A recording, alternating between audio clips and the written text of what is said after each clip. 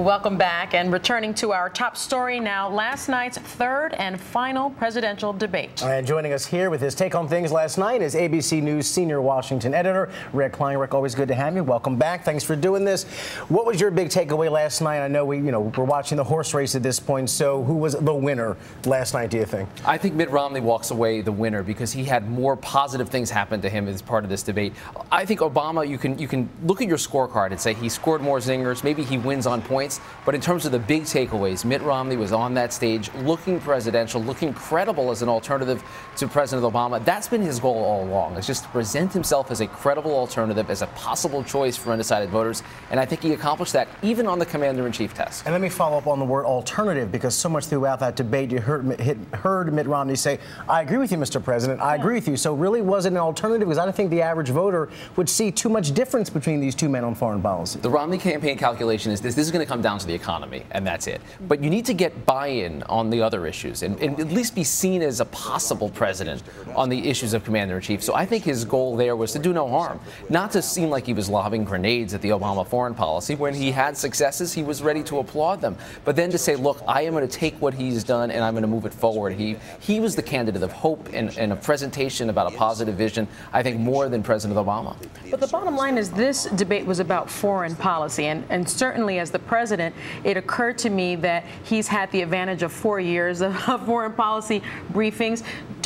What is your sense in terms of Mitt Romney's grasp of foreign policy? It's not a fair fight, really. And if President Obama, 4 years ago when he was a senator going against John McCain, it wasn't even fair, and he didn't have any experience to really lean on.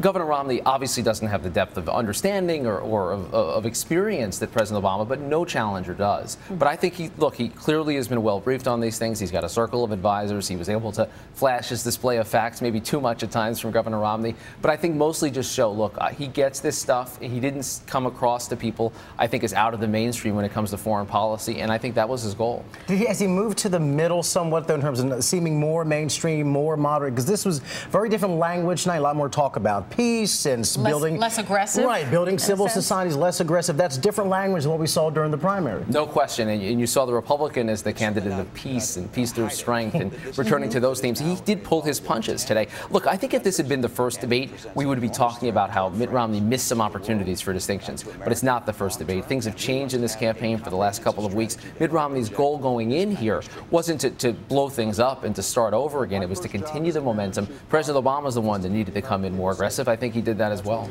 Did Mitt Romney, continue that momentum? Because clearly when he came into this debate, I think he had that momentum going with him. And if he did, does it change anything? There's no question Mitt Romney's had a good couple of weeks here, and I don't think he did anything here to turn that around entirely. I think President Obama at most gets a couple of points in the polls with his base continuing to feel strongly about his candidacy, feel a little bit better about his candidacy, but we're back to tied. We've gone through all of this, and we have essentially a tied race in our polling and other polling right now, and then they duke it out on the big issues around the economy for these last 2 weeks. And it's possible at this point, impossible, I should say, to overstate the importance of Ohio over these next 2 weeks. That is the state that both campaigns have circled. They're going to return there over and over again over the next 2 weeks. If you're Mitt Romney, it's almost impossible to chart a victory that doesn't include Ohio. And for the Obama campaign, they know that Romney can't win without it. So they can prevent that Romney victory by winning there. That is the critical state. And interestingly, it has seemed impervious to this national trend over the last couple of weeks. It's the one state among the battlegrounds